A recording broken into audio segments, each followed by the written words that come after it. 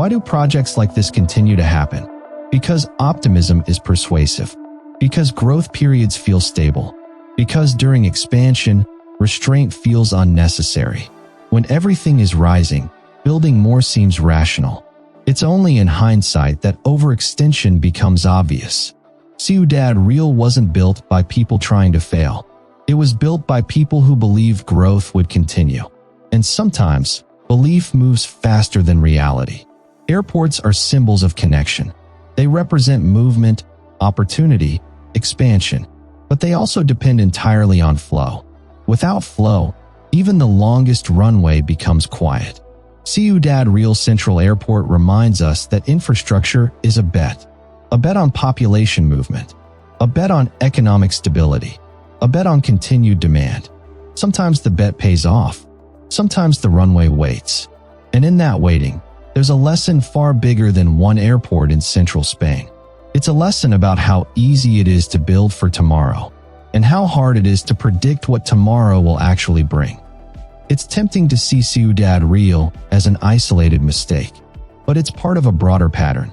During economic booms, infrastructure multiplies, optimism becomes standard, forecasts become ambitious, and the pressure to build for the future increases.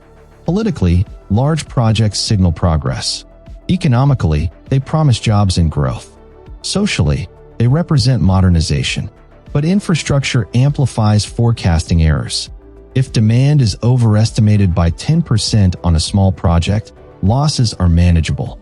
If demand is overestimated by 50% on a billion-euro project, consequences linger for decades. Scale magnifies miscalculation. There's something psychologically powerful about building. When you build something visible, a bridge, a runway, a skyscraper, it feels like progress. Concrete hardens. Steel rises. Glass reflects the sky. It's tangible. Demand is not tangible. Passenger flow is invisible until it exists. Economic momentum can reverse quietly. Confidence can shift without warning. Ciudad Real Central Airport teaches a simple but uncomfortable lesson. You can construct infrastructure in a few years. You cannot construct sustained demand on command. Today, the airport still stands. It has been used at times for limited operations or aircraft storage.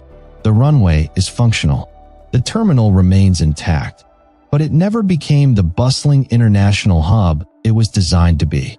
Instead, it became a case study, not in incompetence, not in corruption, but in overconfidence during growth cycles.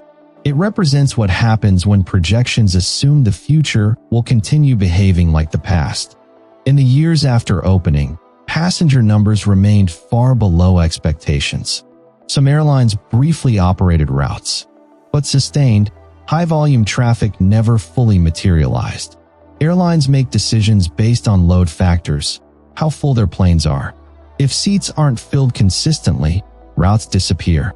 And once routes disappear, passengers have even fewer reasons to choose that airport. It becomes a cycle. Fewer passengers lead to fewer flights. Fewer flights lead to even fewer passengers. Inside the terminal, wide halls felt larger than they needed to be. Departure boards displayed limited options. Shops struggled to justify staying open. The airport wasn't completely unused, but it was dramatically underused relative to what it had been built for. And scale makes emptiness more visible. A small regional airport can operate quietly without drawing attention. A massive international terminal designed for millions, operating at a fraction of capacity, becomes a symbol. Large infrastructure projects often rely on complex financial structures. Private investors, regional funding, loans, future revenue assumptions. When passenger numbers don't meet projections, revenue declines. But debt remains. Maintenance costs remain. Operational costs remain. By 2012, just 4 years after opening, the company managing Ciudad Real Central Airport declared bankruptcy. The physical structure didn't vanish. The runway didn't crack open. The glass terminal didn't collapse. But financially, the model had failed. The airport was later sold for a fraction of its original cost. From nearly €1 billion in construction cost, to a dramatically lower sale price. That gap tells its own story. Then came 2008. The global financial crisis didn't just shake banks. It slowed investment. It tightened credit. It made airlines cautious. When economies slow down, travel declines. Business trips are reduced. Tourism softens. Airlines cut routes. The airport officially opened in 2008, right as the financial crisis was unfolding. Imagine launching a massive expansion project just as the environment supporting it begins to shrink. The airport was technically complete. The infrastructure worked. But the economic wind that was supposed to fill its runway had changed direction. Timing and infrastructure is everything. Build too late, and you miss opportunity. Build too early, and you wait. Sometimes you wait for years. One of the most common mistakes in large projects is confusing trend with permanence. If passenger numbers have been rising for 5 years, it feels natural to project that trend forward. But growth curves aren't promises. They're snapshots of a moment. Ciudad Real was built on projections that assumed continued expansion. But air travel demand depends on many factors: fuel prices, economic confidence, population density, corporate travel, tourism patterns. When even a few of those shift, projections break. And when projections break at billion-euro scale, the consequences are expensive. The airport wasn't small. This wasn't a modest regional airfield. It was built with ambition. The runway was long enough to handle the largest commercial aircraft. The terminal was modern and spacious. There was capacity for millions of passengers per year. The scale tells you something important. This wasn't built to test demand. It was built in anticipation of demand. That's a subtle but critical distinction. When infrastructure follows demand, it responds to existing pressure.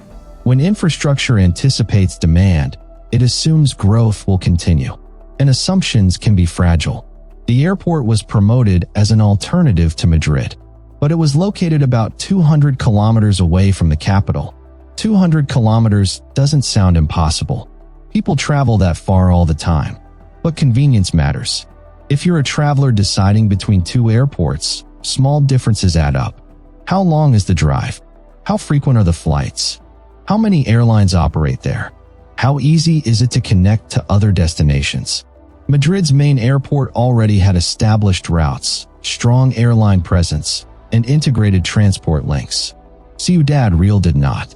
Airports don't automatically create gravity. They need existing economic flow to pull people toward them.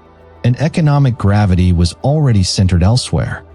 If you drove across the plains of central Spain and suddenly saw a massive international airport rising out of almost empty land, you might assume you were approaching a major global hub. A runway nearly 4 kilometers long. A sleek glass terminal. Wide highways leading toward it. It looks ready for millions of travelers. But for years, very few actually came.